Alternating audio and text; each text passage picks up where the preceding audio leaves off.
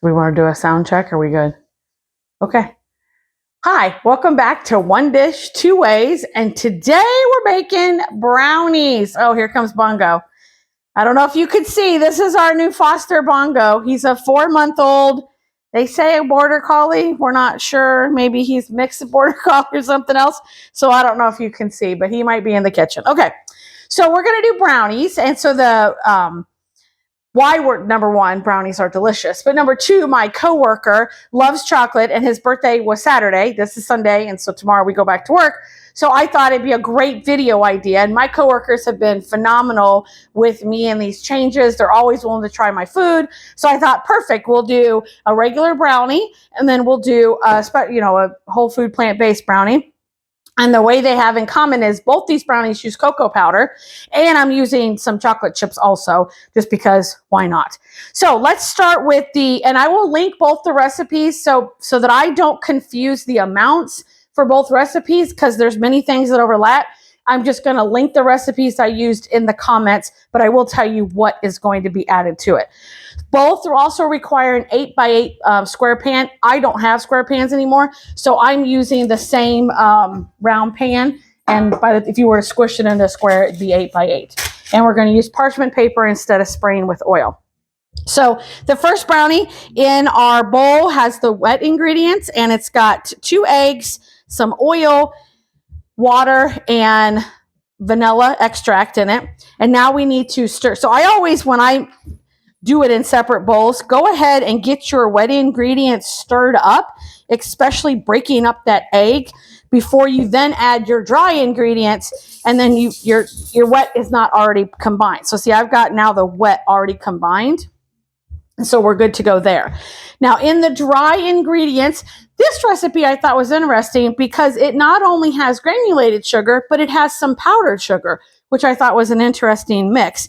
Cocoa powder, it's got flour, and I did add some non-dairy chips to it, and I'll show you those in just a minute. So those are your dry ingredients. So I'm going to dump those in, kind of stirring a little bit as we go here, so I don't have it all in one. You can use a mixer, but neither of these recipes said you had to have a mixer. So instead of getting out the very loud mixer, I thought we would just stir by hand. Perfect. And I do want to say, since both of these recipes do call for vanilla extract, I wanted to share with you, that is where you could really take these brownies in a different avenue if you wanted to, because there's so many different flavors of extracts out there. You don't have to do vanilla. You could do cherry extract. I've got a pure almond extract here if you prefer that flavor. So you don't have to do just vanilla. It's a way you could really change it up. Now the recipe did say this was going to be super thick, and as you can see, it really is. It looks really dark, even though I didn't use the dark. There is a dark cocoa powder out there if you didn't know it. We discovered it when Joe was doing some fall baking this year. We made these cookies that you put eyeballs on, and the cookies were so dark because you used the dark cocoa powder that the white little eyeballs really stood out. So that was pretty cool. But for the baking, if you saw the video about the cake that I made Joe for his birthday, he didn't care for the dark cocoa powder as much in the cake. So I didn't use it for the brownie. So just in the time it took me to talk, which of course I got no problems talking, the batter's done. So I'm going to go ahead and get it in here. Now this particular recipe calls for the oven to be on 325, and you cook it for 40 to 48 minutes. Obviously, everybody's oven is different, and brownies can burn easily. So please make sure, I would always err on the side of caution and go less time and check versus going the whole time and then find out you've burnt your brownies. Some people like the outside edge of the brownies, but in general, most people do not. So I'm just going to stir this around. Oop. Not stir it around, more like press it around. This point. Okay, so that's done. Another thing to do is to tap it, get your air bubbles out. And you could do that with any, oh yes, Joe just reminded me. For your tip for the parchment paper, if you've ever worked with it, it does not want to cooperate. So the best thing you can do, crinkle. It now becomes a little bit more of your friend and will mold to what you want it to be and stay more like you want it to be.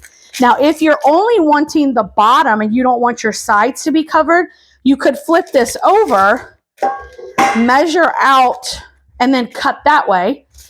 But in this case, I want the whole pan to be covered because I don't want the sides to stick either. Because I'm not using any, there's oil in that recipe, but I'm not using oil to season my, for quick release of the pan.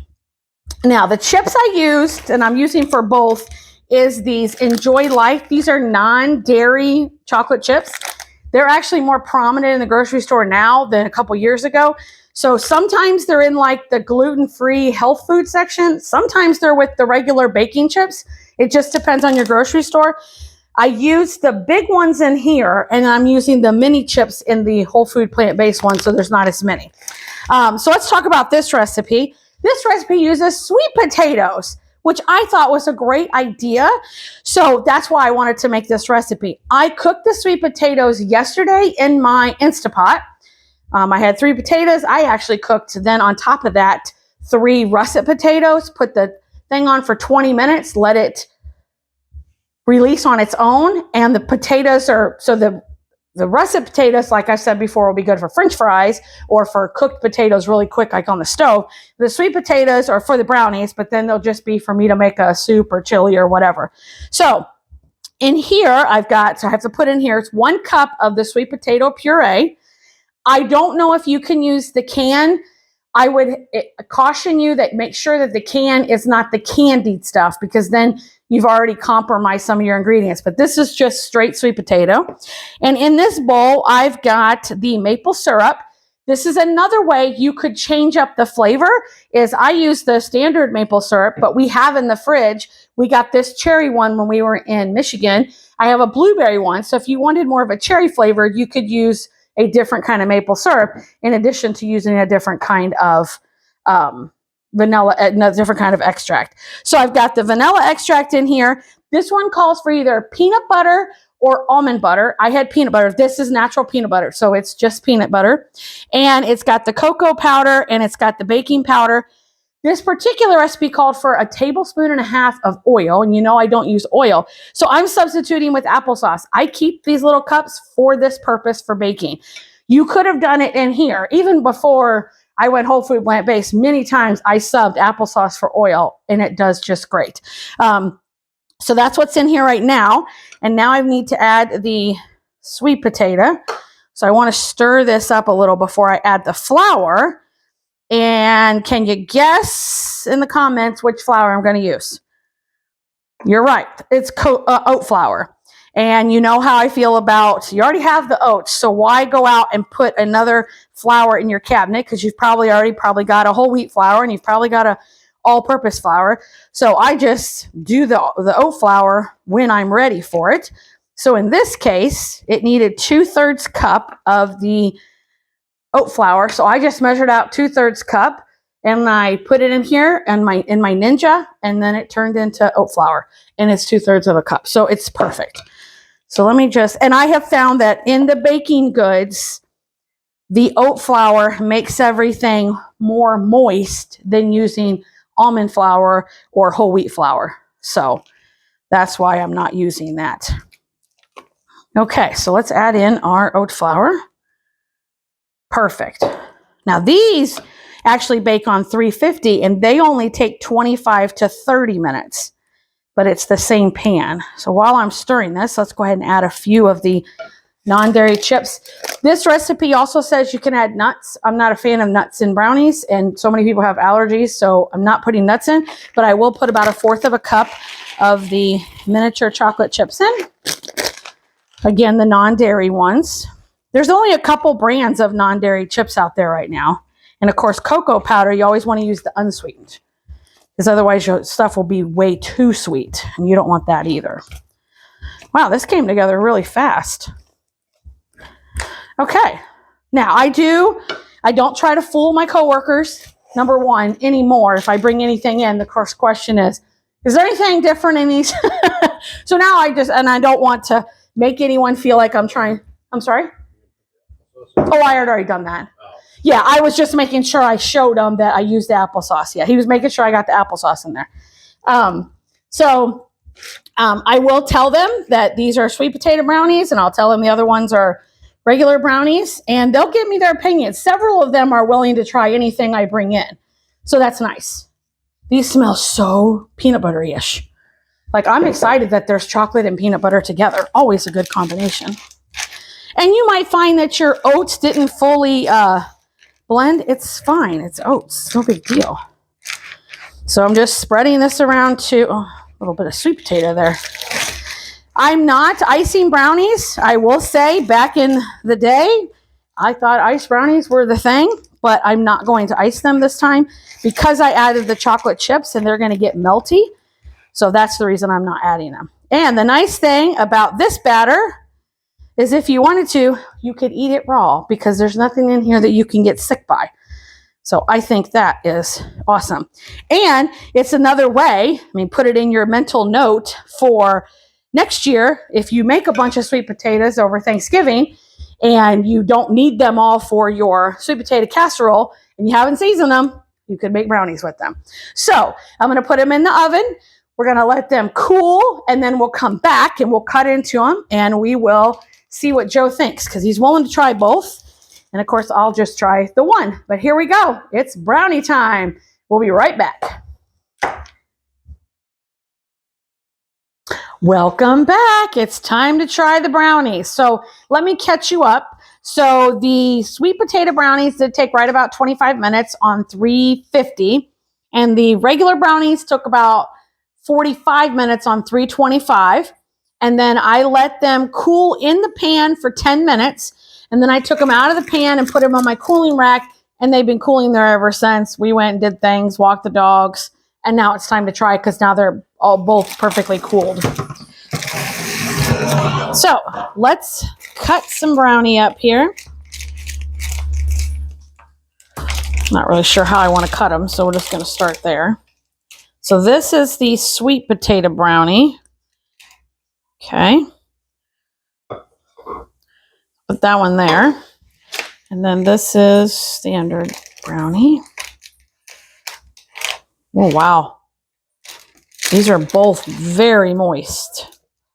Very, very moist. Oh, I guess it'd help if I cut it all the way through.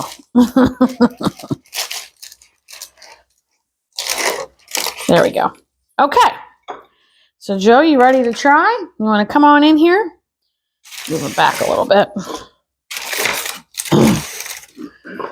So let's have you try the regular one first, and then we'll both try the sweet potato one. You can give us your opinion. Should be standard brownie. It's just like a regular brownie. Okay. You said you used the non-dairy chips. Yes. So that does, everything's, but it's got the non-dairy chips. You would never know the difference with them. Good. Excellent. And those are the big chips because I thought they would be good. Okay. It's the same way. Excellent. Good, good. Okay, now let's try the sweet potato brownie. I'll let you finish chewing. So we want to know, what are you brownie fans? And if you are, do you normally ice your brownies or not ice your brownies? Please like and comment or share with someone and subscribe to our channel. That would be fantastic. It's like fudge. Wow, peanut butter. And the peanut butter is not overwhelming. You can definitely not take sweet potato. But it's moist. I would eat it. Definitely. Mm-hmm. But it is a different texture. Yes. The regular brownie is more cakey, whereas this, it literally, like she just said, it comes across almost like fudge. Mm-hmm. And it's very moist, and with that peanut butter and the chocolate, neither one overpowers the That's other. right. It's a really good mix. Because I wasn't sure. I mean, that's a half a cup of peanut butter in there, and I wasn't sure, but it's really good. But it's the same way. It's got that kind of sticks to the roof of your mouth kind of thing. That's like the oat flour. Mm-hmm. And I mean, I would eat it. It's again the same thing. You can't expect it to taste just like a chocolate regular brownie cake, but it doesn't mean it's not good. Mm-hmm. And I would definitely eat it. I don't think anybody at her job tomorrow, when she cuts this up, nobody's going to complain at all. They're just going to say, well, it's not typical, but it's really good. And they'll go back for seconds. Yeah. So let me know in the comments. Do you want to know what my coworkers thought about it? We will put the links to both the recipes and my tips in the comment section, when you click on the video and you can click see more, you would click that open. And we did create a Facebook page. I am still working on it, but we did create a Facebook page, so we'll be starting to put that in the link also. So please let us know what your thoughts are. Do you have anything else for today? Okay. Well, it was great to see everyone again. We'll be back next week for another episode of One Dish, Two Ways. Have a good day. Oh, so good. So good.